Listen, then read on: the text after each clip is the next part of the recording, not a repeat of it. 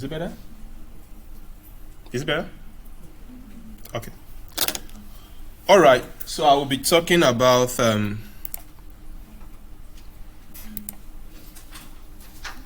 good. I'll be talking about action potential, the generation, how it's initiated, and I will proceed to talk about depolarization, repolarization. Then, please, if you have questions alongside, feel free to ask. I'm not thinking it will take a lot of time, but I just need you to be as attentive as possible. All right, so the action potential is now at the time that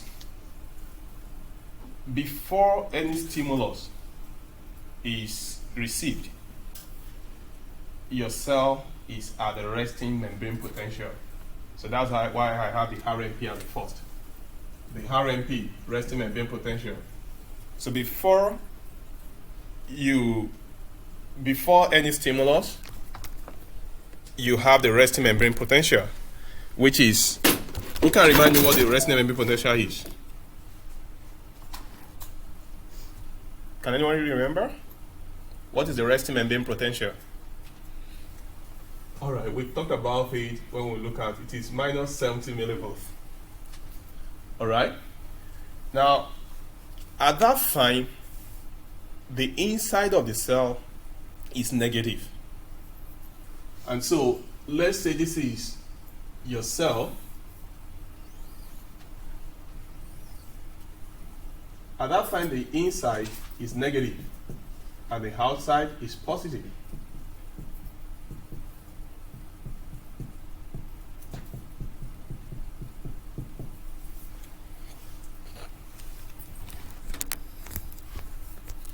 So the outside of the cell is negative, the inside is positive. So we have negative 70, right? Millivolt as a resting membrane potential. Now, this is what we call the RMP, which is what your cell is going to, the state your cell is going to be without any stimulus. Now, the stimulus, the source of the stimulus now will determine, so I will talk about a few things here. Now, let's say you have if the stimulus is due to neurotransmitters, which could be acetylcholine. You remember that when I was talking about how acetylcholine influenced calcium release, right? Very good. So if the stimulus is due to neurotransmitters,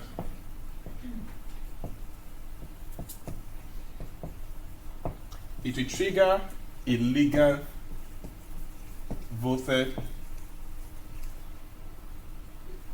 gated channel to open.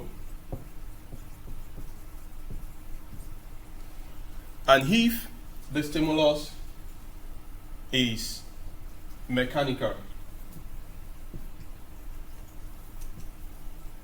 it will trigger what we call mechanical, it could be mechanical or sensory. It will trigger mechanical voltage gated channel to open. All right, so you can have sodium there. Now, once you receive the stimulus, either of these opens. And once this opens, what is going to happen is this. It will trigger the release of this sodium gated channel. And once that is open, then there will be influx of sodium ions. Now let me try to use another color. Now there will be influx of sodium ion into the cell as a result of the stimulus. Now, as the sodium ion is coming into the cell, what's going to be happening to the cell? Since positive is coming in now, positive ions are coming in, what's going to be happening? Now, very good. That means it will be fending, the negativity will be reducing, right? Very good. Now, this channel will bring the cell up to the point that we call around negative 55 millivolt. Some resources, you could see some textbook that use negative 40, all right? Now, but the key thing that I want you to note is that this millivolt is what we call the threshold potential. Now, once you get to that threshold, it has reached a point that action potential must happen.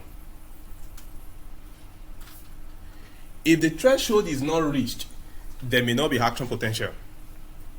I mean, there will not be. So action potential is a all or none procedure. It's either it reaches the threshold, then the action potential continues, or it doesn't reach the threshold and the action potential doesn't happen. Does that make sense? Now, what we are talking about is simply as this. You have a question? Do you have a question? All right. What we are talking about is simply as this. You want to throw something downstairs. So you carry, let's say you feel like Mr. Hay is not nice and you feel you are going to throw my phone downstairs.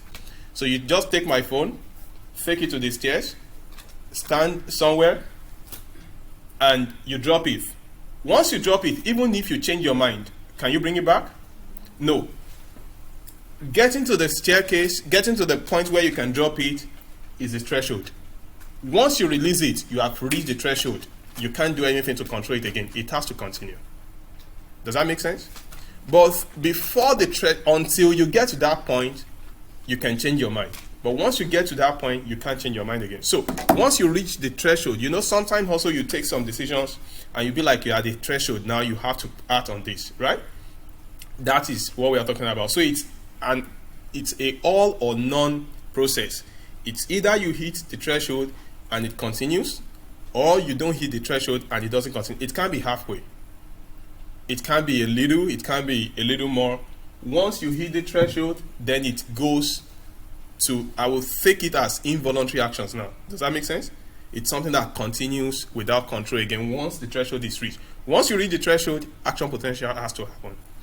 Now, and the threshold, your textbook recorded as minus 55, some other resource recorded as minus 40.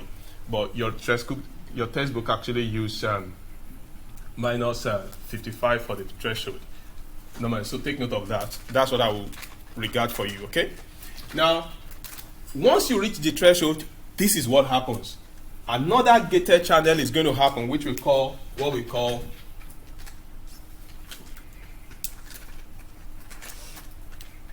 after the threshold. So I will just do this as the threshold will trigger the opening of another channel, and that channel is called voltage gated sodium ion channel, and also voltage gated potassium ion channel. Now, do you remember how sodium potassium pumps sodium and potassium in and out of the cell? Who remember that? Who can remember? You remember we have this sodium potassium pump, right? And we talked about that earlier, right? Can you remember how it pumps sodium and potassium in and out of the cell? 3 sodium into the cell, and how many potassium out? 2 potassium out. Thank you. Now, so this, once you hit the threshold, I can discuss that later. Once you hit the threshold, so this is what was normally acting okay? But now, once you hit the threshold opens up these 2 channels. Now, this channel opens quite fast, but this opens very slowly. So even when the threshold frequency has been reached and it's actually opening, this opens immediately and you can see the effect, but this you may not have noticed that it has opened. Make sense? Because it opens gradually. So the influx so this is going to take in potassium into the cell. Does that make sense? This brings potassium into the cell. Not potassium into the cell. This takes potassium out of the cell. Make sense? And this brings sodium into the cell. Does it make sense? So this guy brings sodium into the cell. This guy brings take potassium out of the cell. So those two channels open immediately you hit the threshold frequency. Now, but this opens very fast, this opens slowly. So this will be the one who will notice the effects first, because that's what opens. Now, immediately that opens, then there will be more influx. You know, the initial influx of sodium ion was from this, either from this or from this ligand or mechanical channel before, right? Now there will be more influx coming from the voltage-gated sodium ion channel. Does that make sense? Am I communicating with everyone? Is everybody with me? If you are confused, just give me a thumbs up. I'm trying to be very slow, but if you are confused, you are not following me, give me a thumbs up. Oh, everybody's following. Wow, that's great. I wish I have candy now to give everybody. All right. Now, so there will be increased influx. The pressure is going to increase. Now, why is the pressure increasing? There is sodium ion concentration is high here in the outside, but the concentration is low here. So once this channel is opened, it's going to rush in because of the concentration gradient. Because the concentration is high here and the concentration is low here. So that concentration gradient is going to push sodium into the cell the moment the channel opens. Once you hit the threshold, the sodium ion the voltage gated sodium ion channel opens, and once that opens, because there is more sodium outside of the cell and less sodium inside the cell, it will push the procedure. That's a passive transport, right? Due to concentration gradient, it will rush in. Do you remember gradient, right? That there's difference in the concentration, either electric or concentration. Now, that is, so at this point, there will be a lot of influx. Now, once there is a flow of calcium, of sodium ion coming into the cell, then the cell will transition from minus 55, then it will hit 0, right? It becomes 0. But the influx still keep going. Sodium still keep flushing in. And it turns up to plus 30 millivolts. And that's what you have here.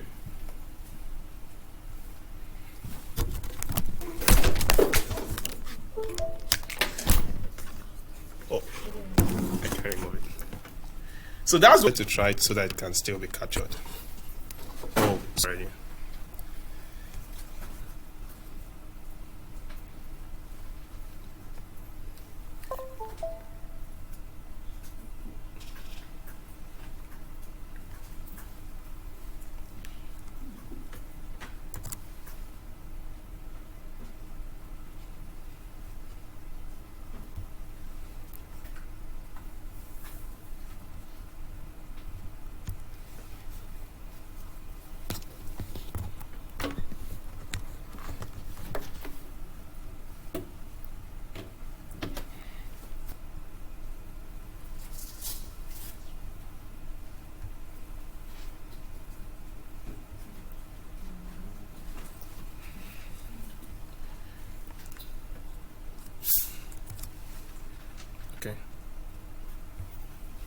Okay, good.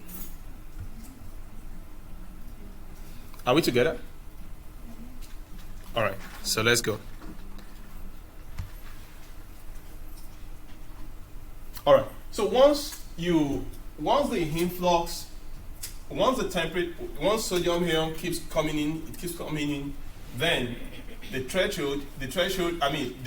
negative 70, which was the initial resting membrane potential, will keep rising, and the temperature will be turning towards positive, and that's why you notice you have 30 plus 30 here. Does that make sense? Now, this stage at this point is what we call depolarization. Now, the concept of depolarization is simple.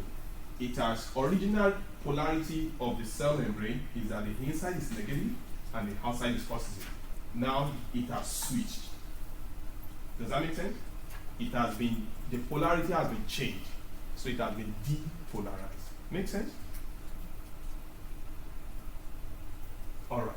So that's the concept of depolarization which happens there. Are we cool? Should I continue?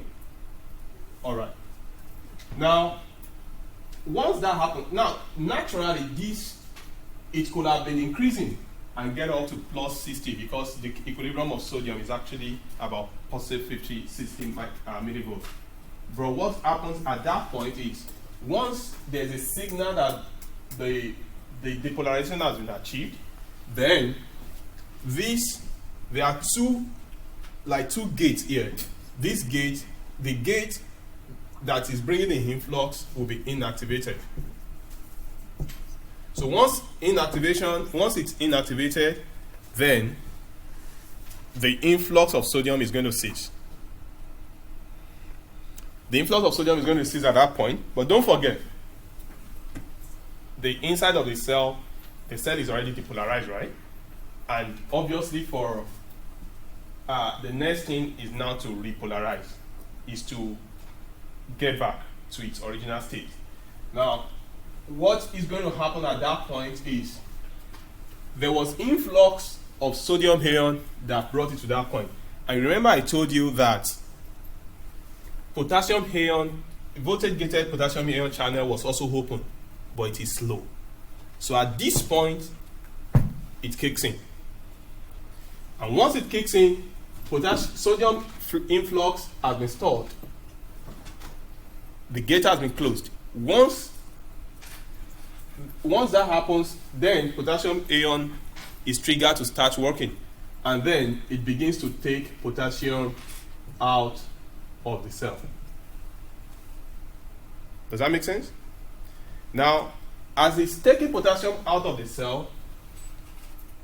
cell begins to reduce the positivity, because positive ion is going out of the cell now again, right? Does that make sense? Now, as the positive ion is going out of the cell, at this point, potassium ion is going out of the cell, and as potassium ion is going out of the cell is getting back to its negative charges. So it keeps reducing. This point, as it gets back to the normal membrane potential, which is which is negative 70, right? MV. At that point, we say it has been repolarized, meaning that the depolarization or the polarity of the cell has been reversed. So we have reversed the initial polarity. At this point, a complete contraction, a complete signal has been processed. Make sense? At this point, a complete stimulus has been processed. A complete action potential has been reached. Now, so the action potential is the threshold, the depolarization, and the repolarization. Now, once it gets to this point, the potassium sodium ion will keep coming in. So it's going to reduce the negativity of the cell, because the potassium ion keeps going out. It's going to reduce the negativity of the cell to something lower, that's minus 70, which is the resting membrane potential. It brings it to something close to minus 80. At that point, it stops. This point, we say that the cell is already hyperpolarized, or hyperpolarization. So number 4 is hyperpolarization. And immediately at this point, this channel, this voltage-gated potassium channel, is going to close. Once this closes, then this guy sets back in sodium-potassium pump. So sodium-potassium pump set back in, and what will it do? Then it begins to pump free sodium out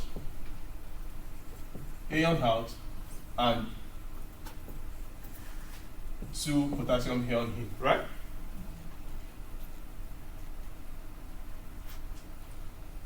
And then the cell will get back to its normal polarity. So that comes to balance out, and the cell comes back to minus 7V MV from minus 8V MV. Do you have any question at that point?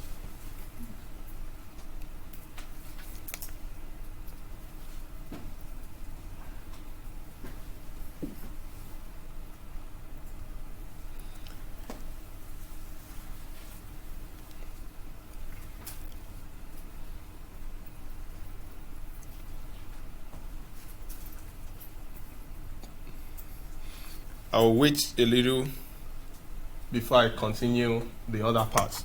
But I want to check if you have questions at this point. I will respond to it. Do you have questions? Okay. Should I give you a little time to either write up the things you are writing, or I should proceed?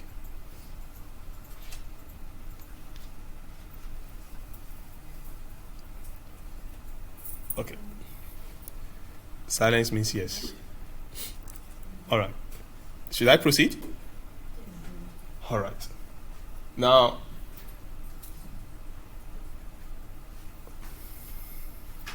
what is the threshold potential, the threshold frequency? Negative 55. Right? Thank you. What is the resting membrane potential? Very good.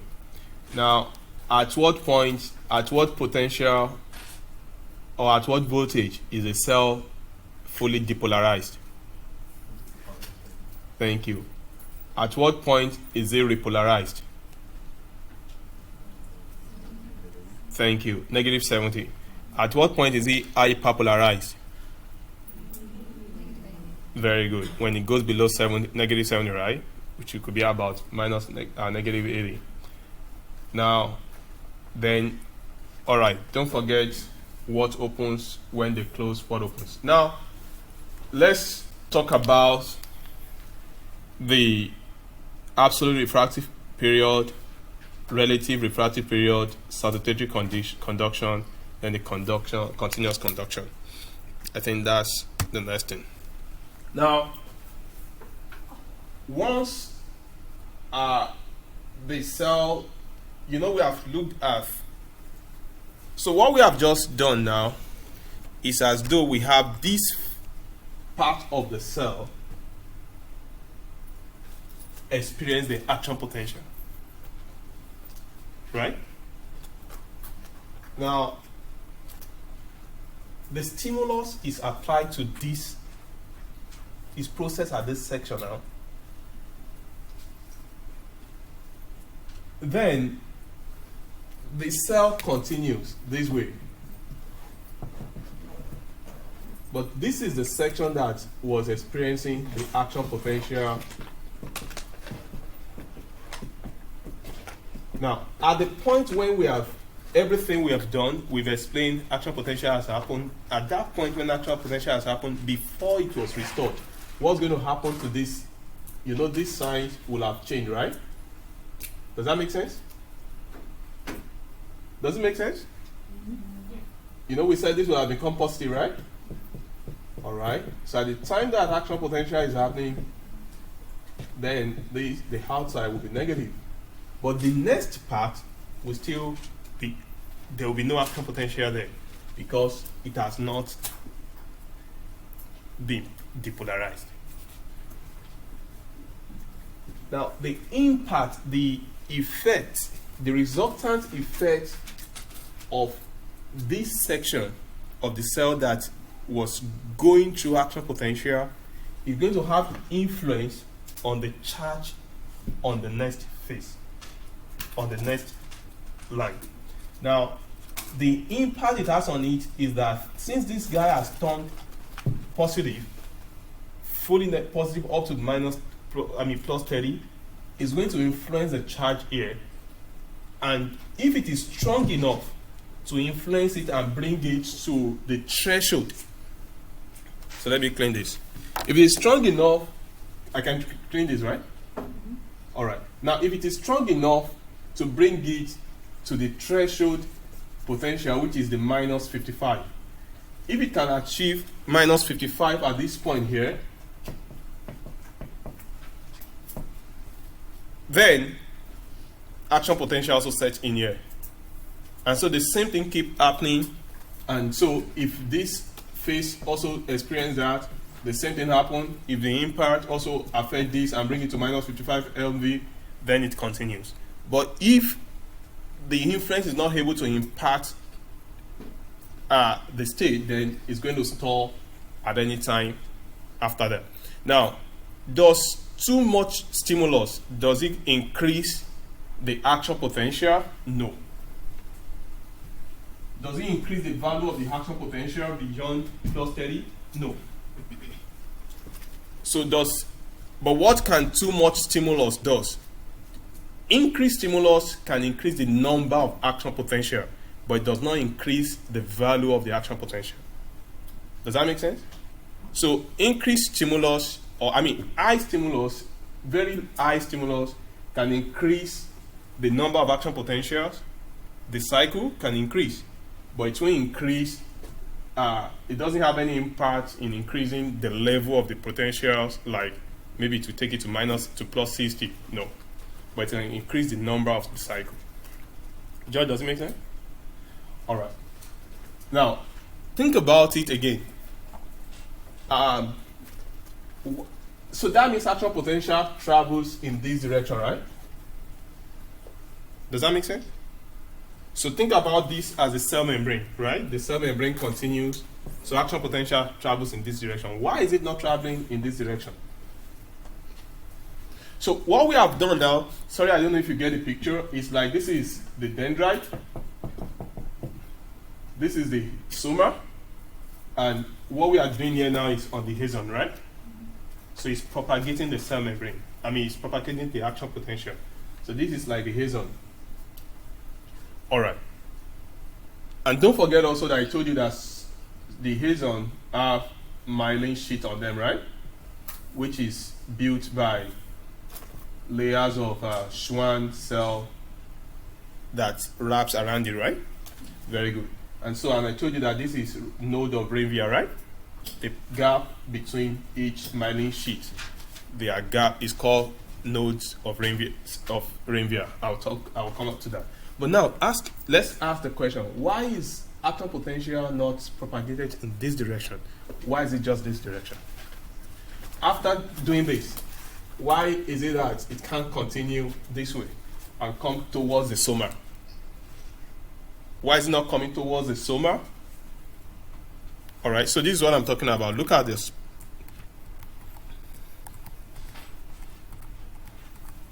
All right, so what I'm asking is, why is it not coming towards the soma? This is the soma, right? These are the dendrites. This is the soma here. It starts here and it continues. So why is it not coming this way? Why is it traveling this way?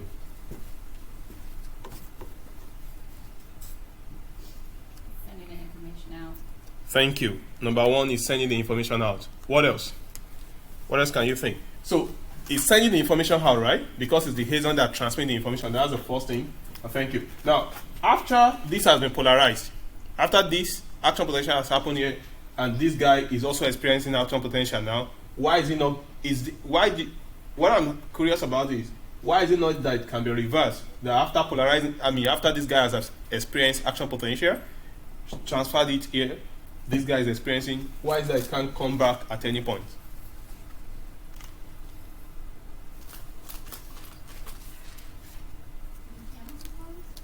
See, the channels are closed. Thank you. The channels are closed. Thank you. Very, very correct. Who else wants to say something? Now, what she said is actually the description. I can only bring out the words that describe what she said. But that's it. Thank you. The channels are closed. Now, at the point once the action potential has been reached, what happened to sodium devoted gated channel, sodium channel? What's going to happen to it? It's closed. Thank you. It closes at that point, right? Now, at the point that it closes, this phase of the cell will be experiencing what we call absolute refractive index. Refractive period. The absolute refractive period is a period that even if 1,000 stimulus or 1,000 stimuli hit the cell at that point, they cannot respond to action potential because the gated channel, the voted gated sodium channel is closed at that point. It's like resting, it's closed at that point. It has just experienced an action potential, and so the absolute refractive period is a period that it cannot respond to another potential at that time because the voted gated channel, sodium channel, is totally closed at that point. So there is no way it can respond to any. So, and that is this phase. It is this stage from here to here. At this point, the cell cannot respond. That part of the cell cannot respond to any stimulus or to any stimuli. It is at the point that it's trying to restore back itself. And the reason is that the sodium channel, the voltage gated sodium channel, will be closed. So even if there's a stimulus, it won't open. Make sense? Now, that is what we call the absolute refractive period. It cannot respond. But at this point, once it comes back and is getting back to about this area, which should be around 40, 45 thereabout, or 50 thereabout. Once it's coming back to this point, it's still within the refractive period. So refractive period now, refractory period can be absolute and it can be relative. The absolute is the point that it cannot respond to any stimulus, but the relative is a point that if a larger stimulus comes in that is heavier than the first stimulus, then it can respond. But if the stimulus is the same as the first stimulus, no response. But the stimulus is larger than the initial stimulus, then the cell can respond and start action potential at that point. Make sense? All right. So don't forget that those two, they are very, very important. Now, what do we call? Are we cool? Can I continue? All right. Now, what do we call the saltatory conduction and the continuous conduction? Now,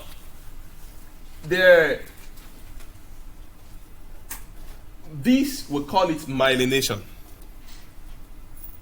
When the Schwann cell wrap around the axon in the PNS, we call it myelination.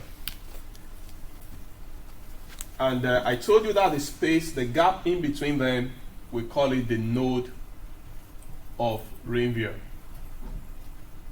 These gaps are not myelinated, so they are unmyelinated. So the nodes of Ranvier are the unmyelinated points on the axon. All right? Whereas the other parts are myelinated. Now, think about it. This is the cell membrane that are myelinated. The cell membranes are myelinated, and this is happening inside the cytosol, inside the cytoplasm. Now, if this point has been depolarized, experienced action potential, and it should continue to this point. The farther the myelin here have covered the membrane, it's a barrier. But they are terminals. Since the action potential is happening inside the cell, it can jump from here, more like it's jumping from this point, and instead of traveling through this, it jumps from here and jumps to the next gap. Then from here, instead of traveling through the membrane, then it jumps from here again and jump into the next node of Ranvier. Then it jumps from here again to the next node of Ranvier. Now, because of that, because of the way it's jumping, what's going to happen to the action potential? Will it be faster or it will be slower? It will be faster, right? Because instead of traveling through the whole axon, it's jumping to the terminals, to the node of Ranvier.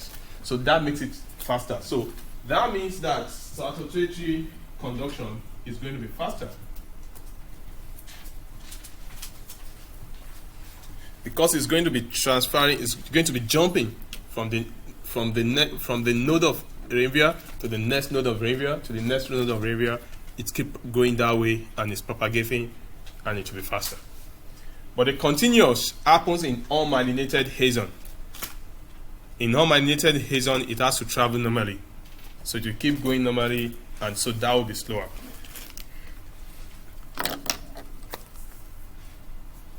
All right. So I'm going to pause the recording there, and I will take questions, because I think I've explained it. Does it make sense? Does it look better than explaining with PowerPoint? Now tell me which one you have preferred, PowerPoint or this? You prefer this? If you prefer this, give me a thumbs up. Don't worry, nobody will see you. Oh, great. So maybe when I get to points like this, I'll do this. Personally, I'm more comfortable teaching without PowerPoint, normally. You break it down more if you do that. This, right? Yeah, I'm normally more comfortable teaching without PowerPoint. I force myself to teach with PowerPoint. When I look at stuff to teach, it confuses me some kind of, because I have to be going within the lines of what is there. What happened, the disadvantage of this is that I can miss some things, because except if you ask me now, because it's not like I was looking at anything. I'm good at this.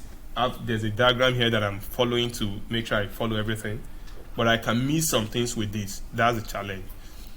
So that would take you to read, to study, so that you see everything that I may have just brought out, because I may not bring it, I may not remember now. If you ask questions, it can trigger me to remember. But thank you. So when I see that this will be more helpful at such point, I will use this style. Any question? No. Another thing that this style will be that will make this style to be very helpful is if you try to study before you come. It will make a lot of sense. It will be very, very helpful if you try to study before you come.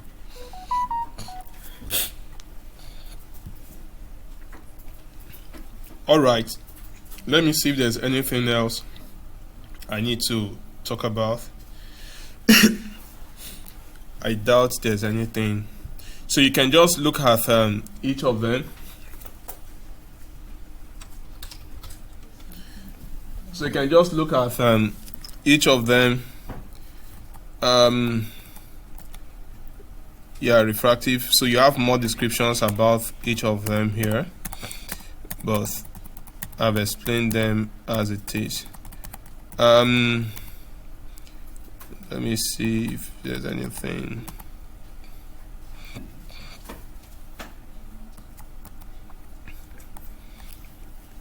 So this is like a picture of what we are talking about. At this point, you can see that the inside of the cell is negative, which is normally what happens, and the outside is positive.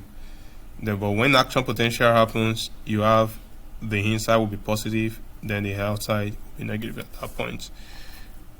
So this is the normal resting membrane potential when there is nothing happening, no stimulus, nothing at that point. Let me see, there's something I think I want to point out if I could see it. So again, look at this very well, continuous and satisfactory. What happens, so you can see it jumps from one the impulse will be jumping from one node to the next. So that's the reason why it travels faster. Because obviously the length of the Heson that is functional is reduced now. Instead of the entire length, now it's just going to be within the length of the gaps. Just the but this is going to go through step by step polarization and depolarization. So it will keep happening for heat stage. This guy will be going through depolarization when this guy continues action potential. This guy will be the absolute refractive index period, refractive period, when they can be, even though the charge here could be influencing it, but it can't have any action potential because it's on the absolute refractive period, and it's until a very stronger stimulus comes in to hit it, that's when anything can happen here. And that's not even during the absolute. During the absolute, even if a stronger stimulus hits it, nothing will happen. But if it's at the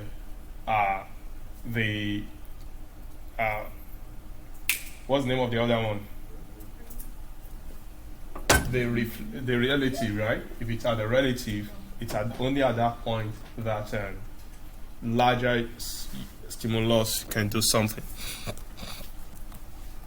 So I think that's it. Now, what are the things that affect speed of impulse? It's simple. The speed of impulse is affected by the myelination. That's straightforward, right? The myelination determines the speed. The myelinated is faster, the unmyelinated is slower. And it's in the myelinated we call the saltatory conduction. The unmyelinated is the regular continuous. Now, the diameter of the Heson also affects it. Now, if the Heson has a larger diameter, then the speed can be faster. But if it has smaller diameter, then the speed will be slower. There will be much pressure, but it will be slower, right? So larger diameter increases the speed, lower diameter reduces the speed. Temperature obviously is another factor. The pH of the body is another factor, and external factor like the stimulant itself determines it. If the stimulant is coming repeatedly, the action potential can be faster. If the stimulant is coming intermittently, maybe it's slow, the action potential will be slower. Okay, good. This is what I was trying to remember to also bring to you. Now, between the synapse, we have the presynaptic neuron and the neuron after it, which is the postsynaptic neuron. This presynaptic neuron is the one sending out the signal. The post is the one receiving the signal. Now, in the case when we are talking about the neurotransmitters, so it is the vesicle on the presynaptic neuron that is going to send out the neurotransmitter. All right, it's the vesicle on the presynaptic neuron that will send out the Heson terminals on the presynaptic neuron. They have vesicles on them. You should remember that from muscle now, right? The Heson terminals have vesicles on them. It is the vesicle on those terminals that sends out the neurotransmitter. Then the neurotransmitter goes to the postsynaptic neuron, which is the neuron receiving the neurotransmitter. Once it receives the neurotransmitter, this guy is going to open. And once this guy opens, this guy brings it to threshold frequency. And once it brings it to threshold frequency, that automatically opens these guys. And action potential continues. Again, don't forget, action potential is an all or none process. It's either it happens, reach the frequency, the threshold, and it goes ahead, or it doesn't reach the frequency, it stops. All right.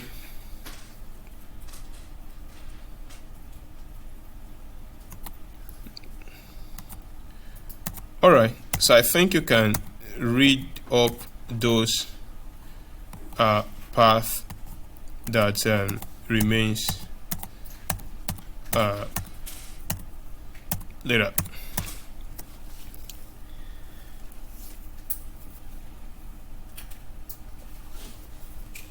So I think that's it. Any question?